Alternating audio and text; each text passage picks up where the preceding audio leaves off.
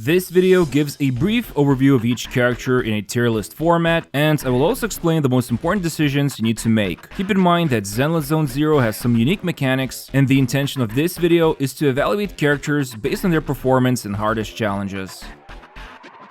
One of the first characters you get for free, Anby, performs a very crucial role in this game. Basically, there are 5 roles: attack, defense, anomaly, stun, and support. Now, Anby has the stun role, and you will notice enemies have 2 bars. One is to track their remaining HP, and the other one is called a daze bar. And by filling up this daze bar, the enemy will become stunned, which allows you to trigger chain attacks with your whole team, and most importantly, enemies will take much more damage thanks to this multiplier you can see here. So Anby is pretty efficient at filling up the daze bar, since she belongs to the stun role. And what's special about her is that you can chain a cool combo by slightly delaying or holding down attack after 3rd hit to trigger a thunderbolt, which has decent daze damage value. And by using her special, you can also chain it together after the 3rd hit or thunderbolt, which delivers strong daze damage. Oh, and to be clear, every single attack in this game has 2 values: the damage multiplier and the daze multiplier. So how much damage the attack deals and how much it will fill up the daze bar. Overall, because Anby is currently the only A rank rarity unit who belongs to stun role, she is a great starter unit to play with if you don't have other S rank stunners. And I recommend watching this video till the end, where I will explain the team building basics. Another free unit, and probably fan favorite, Nicole belongs to unique ether attribute, and she's also of the support role. Now, there are 5 attributes a unit can belong to: physical, fire, ice, electric, and ether. And the thing about Nicole, she's the only ether unit in the game right now. Later on, Zhu Yuan will also come out, who has ether attribute, but basically, a lot of the team builds do prefer to use at least 2 of the same attribute units to trigger their powerful additional abilities and fill up enemies' anomaly bar. However, units also belong to certain factions, which can also activate that additional ability if 2 units are of same faction. For example, Nicole's faction is cutting hairs, so any of these 2 units can activate her additional ability. Now, in Nicole's case, the additional ability just increases ether damage for the team, so it's mostly going to be relevant when playing with Zhu Yuan. And instead, what's more interesting about her is that she can generate these energy fields with her chain attack, EX, and ultimate. This energy field will suck in the enemies inside of it, so it's kinda like Venti's burst from Genshin. She can also gain enhanced attacks, which can be tracked here, and whenever an enemy is damaged by her enhanced attacks or by the energy field, their defense will be lowered by quite a lot, but the duration is short, so you will need to utilize big damage as fast as possible to capitalize on this. All in all, right now, Nicole's potential is pretty good, but it will become much better once more ether units come out.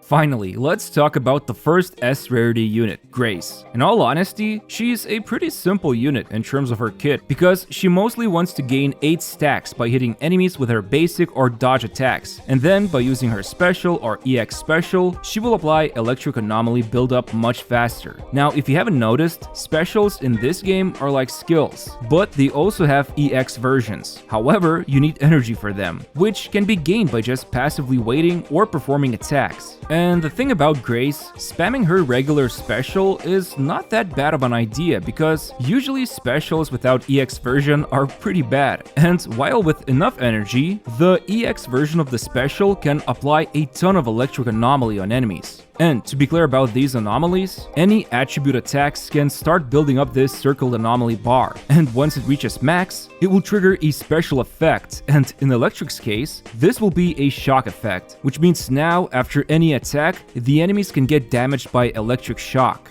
And when it comes to Grace's potential, since she belongs to Anomaly role, she is very good at quickly filling up the enemy's anomaly bar with electric damage and triggering shock. So she's perfect for Electric team because her additional ability also improves the shock damage enemies receive after using her EX. Also, one thing I quickly want to highlight, because it's very relevant for Grace, if enemy is affected by one attribute, like let's say they are burning from fire anomaly buildup, and then you swap to Grace and quickly trigger shock, they will also receive a disorder effect damage, which is kinda like a reaction in Genshin. But in this game, any 2 attributes on the enemy will only trigger disorder, so Grace, who is a fast electric attribute applicator, will often trigger this disorder quite easily.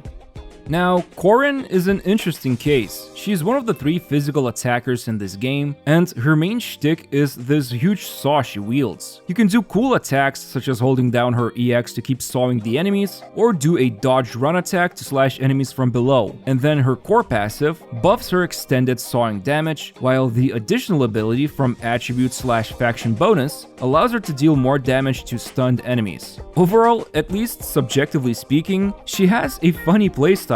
But because she competes with 2 other physical attackers, mainly Nekomata, her performance can become overshadowed, and while some of her additional copies provide extra power, such as C2, which can reduce physical resistance of the enemy, right now she's not highly rated, but might change in the future, or I will update you in the pinned comment. So, Soldier 11 might be someone you will enjoy very much if you come from fighting games background. You see, she has a pretty simple playstyle. Her ultimate, chain attack, and special EX can apply fire suppression buff, which transforms her attacks from physical damage to fire, and this lasts for some time or after hitting the enemy a certain amount of times. However, the big thing about her is that if you time her basic attacks at the right moment, she can actually gain fire suppression, as you can see here. So as I said, if you're coming from fighting games and like learning the beat of delayed attacks, she will be right up your alley. Also, her core passive improves her fire attacks, and additional ability improves her fire damage, but she even gains more of it against stunned enemies. So she's a great damage dealer who wants to go for a team focused around fire damage. A flying maid who uses bang boos as her minions? What more could you ask for? So Rina is an electric support unit, and the main thing about her is that a lot of her attacks can be swap cancelled. You see, in this game, some animations can take a long time to finish, so you can just swap out and do something else with the next unit, like you can see here. And most of Rina's animations are pretty slow, but they do linger for a while on the field, so more or less, her damage can act as off-field damage. On top of that, when her minions attack and before they return to her, the other teammates will gain a pen ratio buff, and it's really significant. What's even better, the minions linger on the field for quite a long time after you switch out, so she's a perfect buffer for many teams. Now, pen ratio or penetration ratio will ignore a percentage of enemies' defense, so the scaling can be good here for overall buffing. And if that's not enough, her additional ability makes the shocks last longer and boosts the team's electric damage. All in all, if you're looking for a good support or a great support for electric teams, Rina is an excellent unit.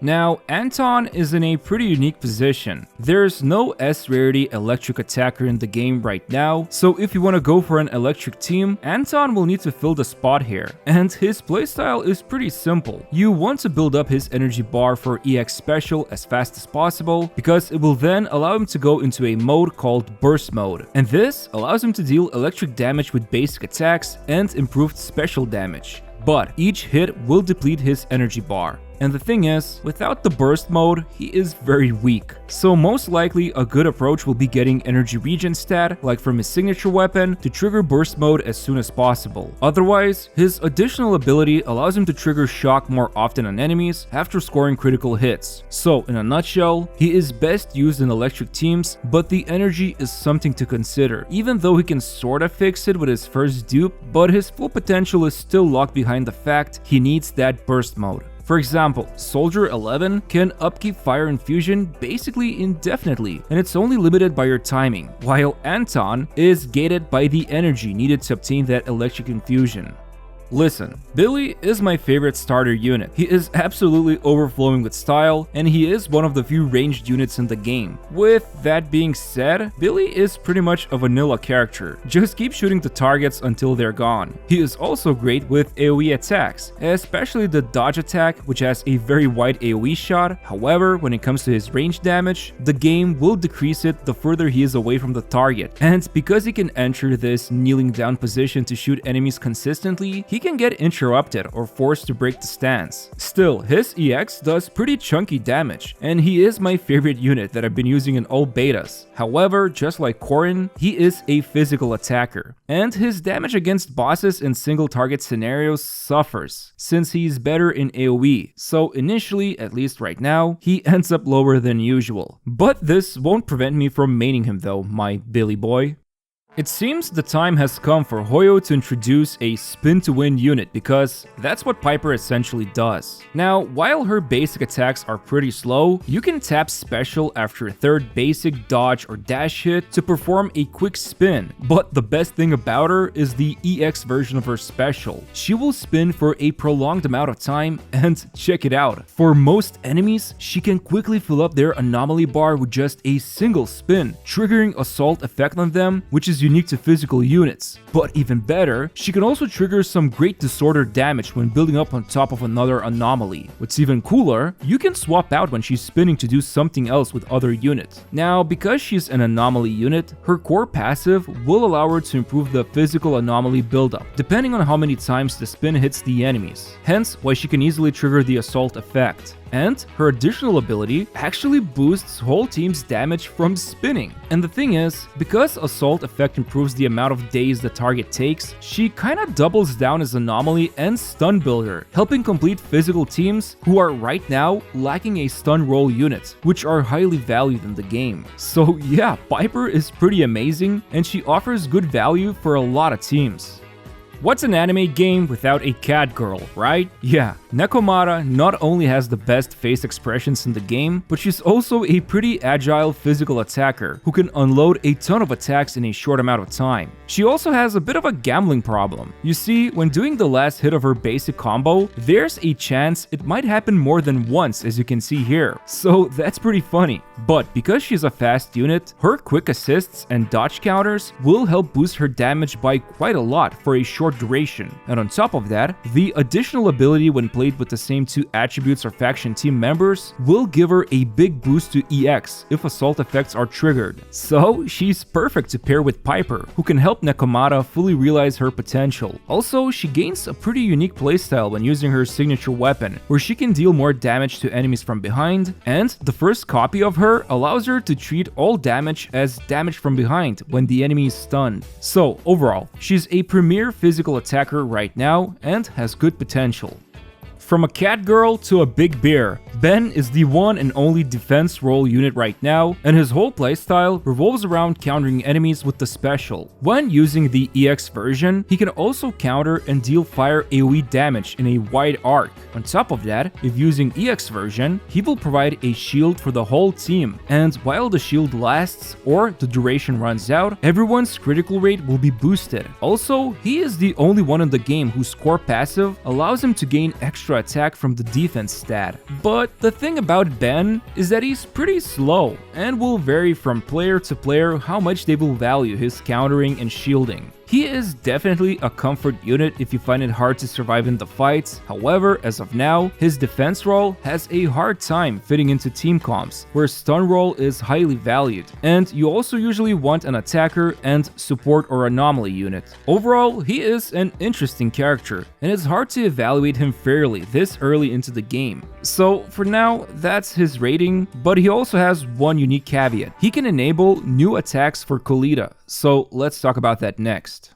One of the more unique characters in the game, Koleda, when in the same team with Ben, can actually trigger teamwork attacks, and this changes the way her animations and damage work. It's a pretty interesting concept Hoyo developed here for a gacha game, and when looking at the rest of her kit, her chain and ultimate attack can grant her Furnace Fire effect, which will enhance her basic attacks. And most importantly, Koleda is one of the 3 stun units in the game, so by default, she brings that valuable Daze Bar acceleration with her attacks. What's also cool about her is that her additional ability marks the enemy when using her EX special, and then chain attacks will deal more damage to them. So right now, if you're playing her with the big bear, he does gain more value when they're together, and she will unleash great daze damage to build up those daze bars quickly and stun the enemies. As a fire support who's only just a rank rarity, Lucy brings a lot of value. First of all, she can summon up to 3 of these little boar dudes who will constantly keep attacking enemies even when she's off field, and then if she uses her EX special, she can provide a big attack boost for the whole team. What's even better, the boars will perform a unique spinning attack after this special, and because the animation of this EX is quite long, you can just swap out and still gain the attack buff for a whole team. So So, an off-field damage dealer who also provides attack boosting? Sign me up, please. Better yet, she also helps complete fire teams, which was previously a bit of a problem back in CBT3, so she's perfect in teams like Soldier 11, Koleda, and herself. But because of how universal she is, you can also just use her in teams where you just need extra support. All in all, she is a highly rated support unit, and with extra copies, she only becomes better. If there's one busted unit right now, then it would be Von Lycaon. I'm not sure if I pronounced the name correctly though. But like, where do I even begin? Stun roll? Check. Deals much better daze damage thanks to his core passive? Check. Able to shred enemies' ice resistance by a ton? Yes, what the hell? But wait, there's even more. With the additional ability, he can also increase the multiplier on stunned enemies you can see here, and that's a big boost to damage for the whole team. Seriously, this guy is not only amazing, he absolutely elevates the mono ice team that will most likely dominate the early meta. What more needs to be said? If you're looking to build an ice team, he is a powerful addition to it, and even outside of ice teams, he can still deliver great damage to enemy daze bars. Another great addition for ice teams. Soukaku has a unique mechanic where she can gain these stacks called Vortex by using her EX, Chain, or Ultimate, and when holding down her special, she can gain a big attack boost, which gets doubled when she has enough Vortex stacks. And then, get this, she can pass along this buff to the next unit to swap to, granting that big attack boost to them instead. Now, to be frank, this special hold attack does take a while to finish the animation, but she can trigger quick assist for units to swap from her, and when doing chain attacks, she also can pass the attack buff to the next unit. So you will usually want to finish the chain attack going from her to the main damage dealer, but there are some cases how you can do it differently, which I'll talk about in my future teams video. And let's not forget her ice application is pretty strong, especially with her EX, and you will easily get to freeze and shatter enemies with her. So yeah, all in all, she's amazing support for ice teams. The premier ice attacker and the first S rarity unit to appear on the featured banner, Ellen Jo not only deals a ton of damage, but thanks to Von Lycaon and Soukaku, her potential will be insane in mono ice teams. Now, her main shtick is that by double tapping or holding down the dash button, she enters this roaming mode, and you can press the attack or hold it down to gain flash freeze stacks. With these stacks, you can start delivering ice damage with her basics and even perform really strong combos. Then, her EX can deal a ton of damage, and with enough energy, it can unload a stronger version of it for a lot of big damage numbers. Seriously, she's a ton of fun to play, at least to me, subjectively speaking of course, and she's been my favorite go-to DPS unit since CBT2. While she was available during the third closed beta test, Zhu Yuan worked really well with Nicole, since just like the pink-haired mascot, she also belongs to the elusive Ether attribute, and she will be the second Ether unit to join the game in the second phase featured banner. But unfortunately, I am only showing CBT3 footage here because it's hard to say what her potential is going to be since CBT3 received quite a few changes, and for now, most expect her to fill the void in Ether teams, and she will most likely be utilized together with Nicole to activate both of their additional abilities and dish out some beautiful Ether damage.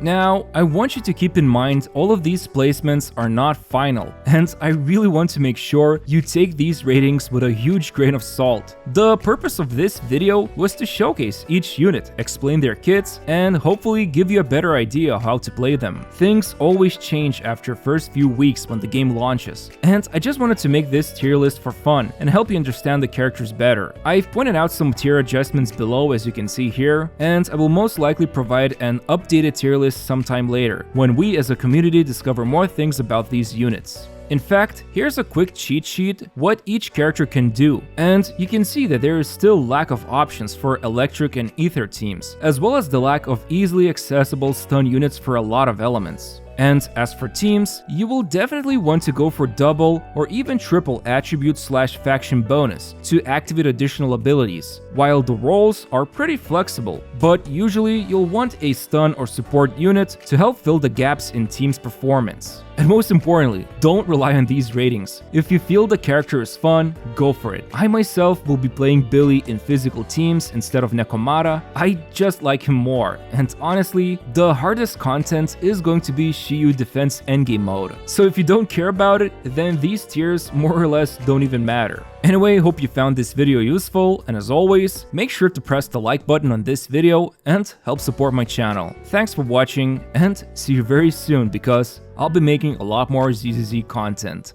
Bye!